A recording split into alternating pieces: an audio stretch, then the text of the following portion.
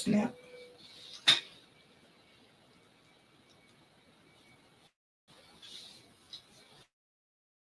Hey, everybody.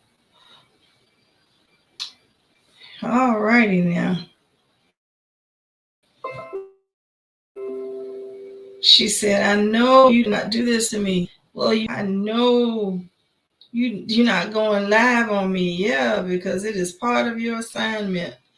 I know you are not seriously doing this to me. Yes, because it is part of your assignment. We are communicating. This is the our session. Sit up. Our session. Sit up. I'm trying to get my heart up. Our session is communicating, learning how to talk to people and not at people. So there you have it. One of the key things with this young lady, do not put that thing on your head. One of the key things with this young lady here that I am dealing with at this particular moment in Jesus' name is the fact that she wants to hide behind everything. But if you noticed in the caption, what I put in the caption is how can you hide behind it if this is what you say you want to do? How can you hide behind it if this is what you say you want to be? How can you hide behind it if this is what it is you say? You say now. I didn't say it. You came to me. You said that you want to be able to help children. You want to be able to be that advocate, to be that voice. How can you do all of that when you don't want to use your own voice? How can you do that? So I'm going to ask you, Lachey, how can you do that? You can't do that. I know it's hard. I know this is hard for you. I know this is a challenge for you. I'm telling y'all it is. It's a challenge for her. But guess what? In order for you to be an advocate, what's one of the things that's required for you to be an advocate? Your voice. And you're going to have to be strong. You got to have a backbone. And you can't come half-stepping. Because you're going to run into some people that's going, what? What are they going to do? They're going to try. I can't hear you. They're going to try to out-talk me, but it ain't going to happen. Really? Why is it not going to happen? Because what? Because I can't tell right this minute. Can y'all tell? I can't tell right this minute. Why won't it happen? Like, seriously. Why won't it happen? Because I'm going to have my voice. You going to have your voice? Yes, Mom. But your head hung down. Oh. But you going to have your voice? Yes, Mom. But your head hung down. I'm going to have it high. You going to have it high? Yeah, for the kids. For the kids. I got to speak up for the kids. For the kids. Okay, but where does it have to start? With me? Oh, snap, crackle, and pop. The key thing, it has to start with her. The first person, it has to start inside of Lachey. Because you can't be any good to anybody else if you're no good to yourself. That's true. I'm pushing her today. I'm deliberately pushing her. Y'all might say, well, dang, she put her on Front Street. Sure did. With no warning whatsoever. Put her straight on Front Street with no warning whatsoever. Why? Because to be an advocate for people, you have to be prepared. I'm going to say it again, you have to be prepared to do the hard things. You have to be prepared to stand up when nobody else will stand up for them. And the first thing you have to do is have a voice. And you have to have a voice as such to where you won't back down. You have to have a voice as such to where you know when you speak, people are going to listen They're going to hear you and they're going to understand what it is that you're talking about. I'm going to show you how that works. I want you to tell me what it is that you want to do. I want to open up a development center for kids with autism and related disabilities. Can you say that a little bit louder? I want to open up a development center for kids with autism and related disabilities. Okay, so if you want to do that, what's some of the challenges that you know in yourself that you're going to have to overcome? Not being able to talk in front of people. And what else?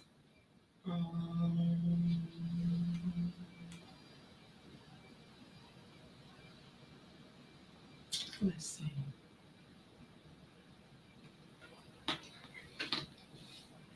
I don't know. You don't know? Mm-hmm. Because she wanted to get out of this, y'all. Mm-hmm. She wanted this. She was like, now, if I had prepared her, which I did, she asked me, well, for our session today, what is it that you need to do? I said, you need to prepare to go live.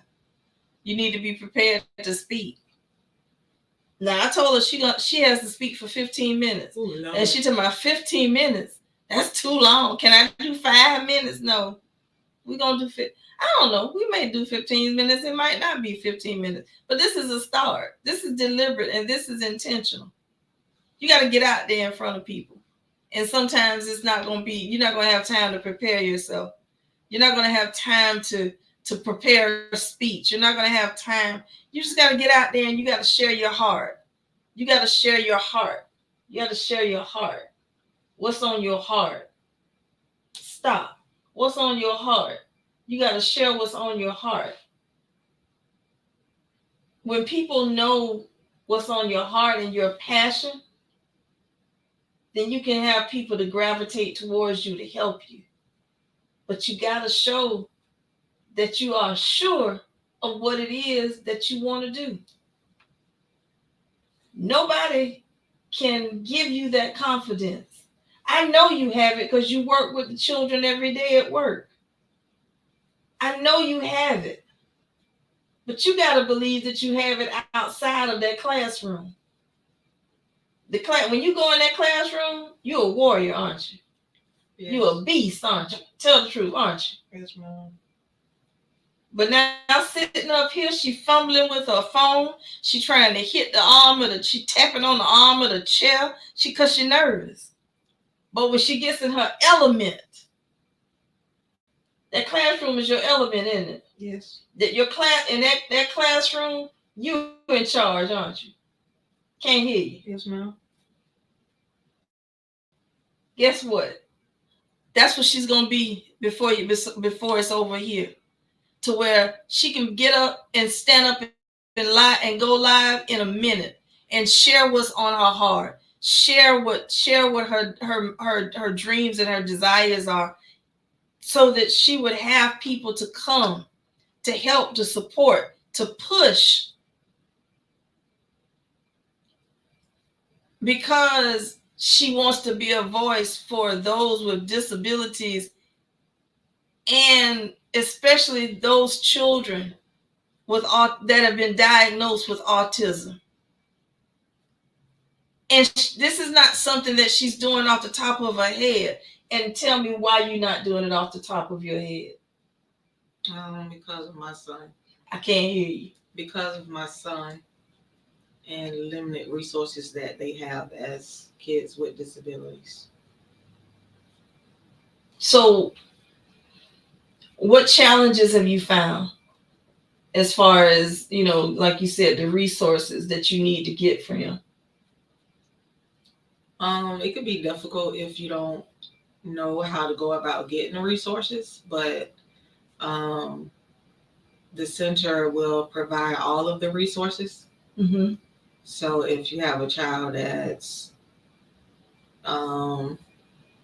can't be potty trained, has a difficulty using a speaking device, we would provide all those services. See how easy that flowed out of her mouth? That's for you too. That's watching this. That's for you as well. to know that all you might need is somebody that you can use as a sounding board. And that's all I'm placing myself here to be, is a sounding board. Someone that she can sit in front of, that she can talk. But then she has to sit up and be able to talk to all of you as well. See, people say it's so easy for me to do it. Yeah, it is. Because I just like to talk to people because I'm a people person. But when you have people that's like Lachey, she likes people, but she don't want people in her space. Respect her space. You gotta respect this chick's space, or she might go snap, crackle, and pop. You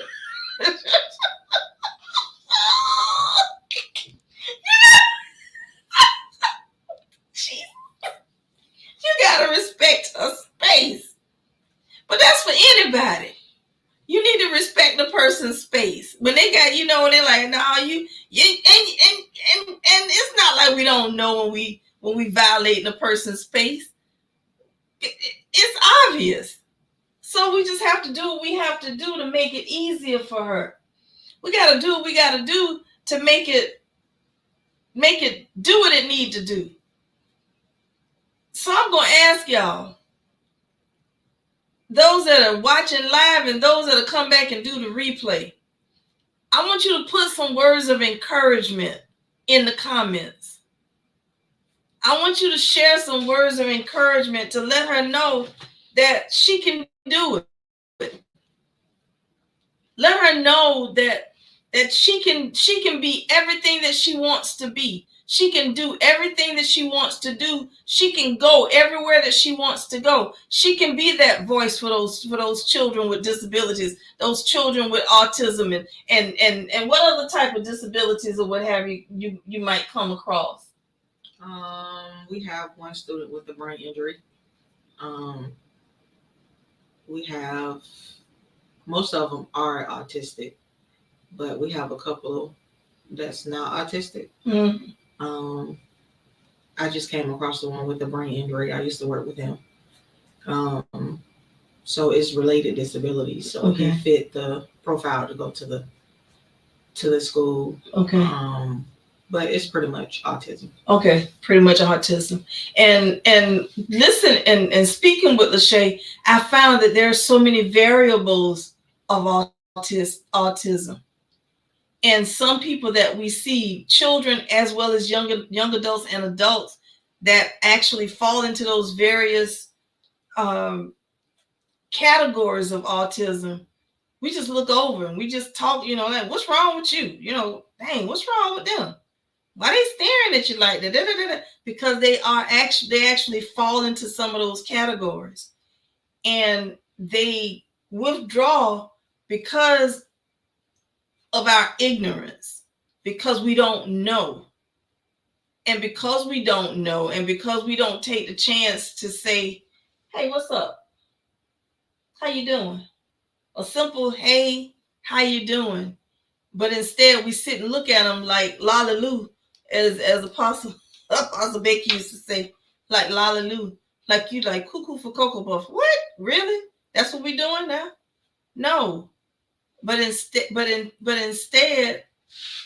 take the time to get to learn, to know, because you never know who might be in your family that may suffer something and cause something to happen, or a child in your family. Now you understand why they do some of the things they do and why they act this is what she deals with. This is what that's her element. That's the lane that she's been called to. So y'all please put some words of encouragement in the comments. I'm gonna make sure she gets them. Push her. I'm just asking you to push her. Just push her a little bit, just a little bit. Push her. So I'm gonna be quiet, and I want you to share maybe something that you've already experienced. Something.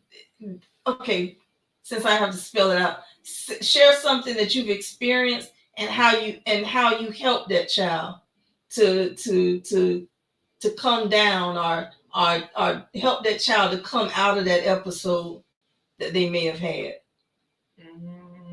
Yeah, but I'm gonna need you to speak up. Okay. So I'm a one-on-one, which is where you assign to a certain student and you basically take care of him. Well, I work with all the kids, but I'm still a one-on-one. So with this one-on-one, he has behavior issues. He bites, he scratch, he kicks, he punches. So at the beginning of the year, he has all that. I have the marks on my hand from the bite marks and the scratches. But now we are in a place where we can get upset and we can sit at our desk and just cry our anger out and just cry till it's all over. It took some months to get there, but after repetition and reminding him that it's okay to be upset, but you cannot be violent. He has no words, so he gets upset a lot. Mm-hmm. He doesn't use a speaking device. He don't like technology, so he can't use a speaking device.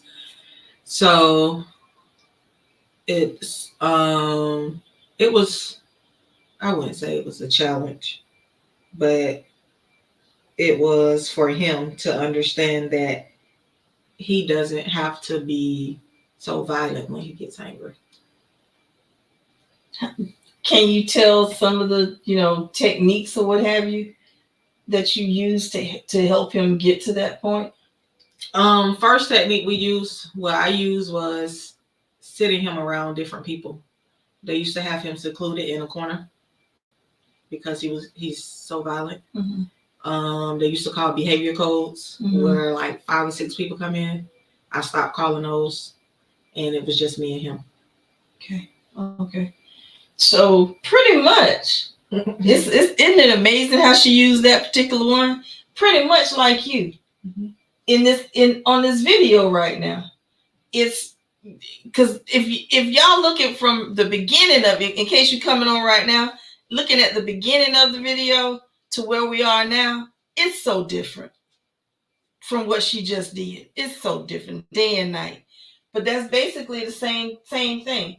You put him in an atmosphere that he's not real comfortable with, right?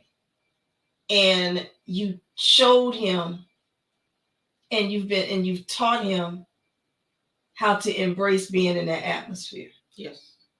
To where now, is he able to function better in that atmosphere, being with the children, yes, versus being separated? Yes, he functions. He can do all his rotations. He goes to every resource that we have now. He has learned how to match. He can do his independent boxes on his own. He gets upset sometimes, but that's the nature of the beast. Okay. So, but he still does it. But he can sit and play with his classmates now. And you were the one, I'm gonna say it, you're the one that God used to work with this child. Yes. And you have the patience to work with this child. Yes. And you have the compassion to work with this child. Yes. And you have the heart to work with this child. Yes. Because you know that this particular child is more than what they say. Mm-hmm. And it's easy to label somebody and just push them off to the side and just let them be in their own, versus working with somebody and pulling out the best in them, pulling out what's better in them, pulling out the abilities in them. Catch that, right? Pulling out the greater in them, pulling out what they can do versus what people say that they can't do. And that's what you've been doing. And that's what I'm here for to do with you. to help pull those things out that's already inside of you. It's already in you. And it's already inside of you that's watching. Every whatever it is that you need, it's already on the inside. You just got to get to the point where you're willing to push past that I don't want to do it right now. Push past that, oh, I'm scared. Oh, I don't know if I can do it. If you can push past that, next thing you know, we're 20 minutes in. Oh, is that? How about that? How about that? See y'all later. It's 20 minutes in. You didn't talk that whole 20 minutes, but you were right here, and you had your head up. How about that? How about that? Now, if I hadn't told you it was 20 minutes, you would slow down with that phone. You had already slowed down with the phone. Mm-hmm. The minute I told you it was 20 minutes, you started flipping that phone even more. What you still nervous for? I don't know. You already did. Look, see, she has put the phone down, y'all, because once you get in it, you in it. Because it's your space. You own it. You command that space. This space that you're sitting in, not over here where I am, but that space that you're in, you command that space. You are at peace now. You don't have it. You're at peace now. You good now? It's mom. And she is. She's good now. So on that note, we're going to continue our session in private now. So again, this is part of the class that she's in. Communication. Learning to talk to and not talk at people. Because you have to be able to hear what a person is saying while you're listening to what a person is saying. And that person has to be able to do the same thing. But you also have to know how to respond with your body language, with your facial expressions, with your voice. You have to know the language in which how to respond and how to interact with a person so that you like the student wouldn't wouldn't become aggressive. Something that was inside of Lachey, something that Lachey demonstrated, showed him that he didn't have to fight, he didn't have to bite, but he did at first. Yes, you did. He bit her up at first. He was scratching her at first, but that's done now. That's thing of the past. And instead of calling immediately for backup, she handled it. Because her confidence, wouldn't let you do what? It wouldn't let me fold. It would. I couldn't hear you. What'd you say? It wouldn't let me fold. It wouldn't let her fold. That part. You believed in you to the point that I know you can do better. You knew he could do better. You knew he could come out of that. And you wouldn't let him stop.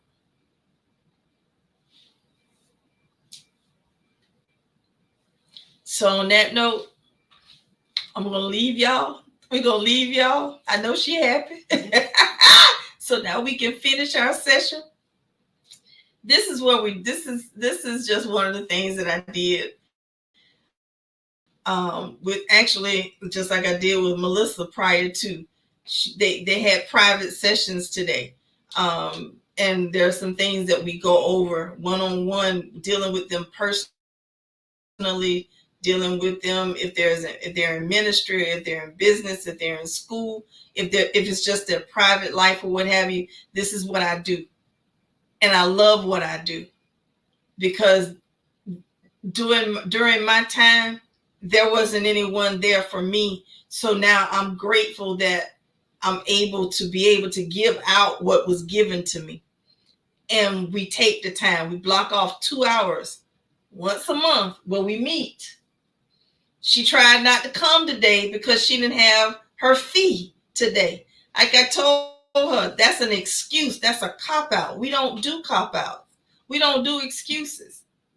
I'm not worried about her not fulfilling and giving me my fee. I'm not worried about it because I know I'm gonna get it. But What's more important? Her not coming because she didn't have the money, or her coming and I'll get the money later? I'm going to say this, the latter of the two. Because my commitment is to help you be the best you that you can be. My commitment to you is to help you be the best you that you can be, in spite of. Or you may be that person, but you need to tweak it because you want to go to another level. Whatever the case may be, wherever your status is at this point, that's what we're here for. So I love you. And as always, this is how I end everything. I want you to be safe and I want you to be well. And we'll be back again with another session. Don't know who that's going to be with.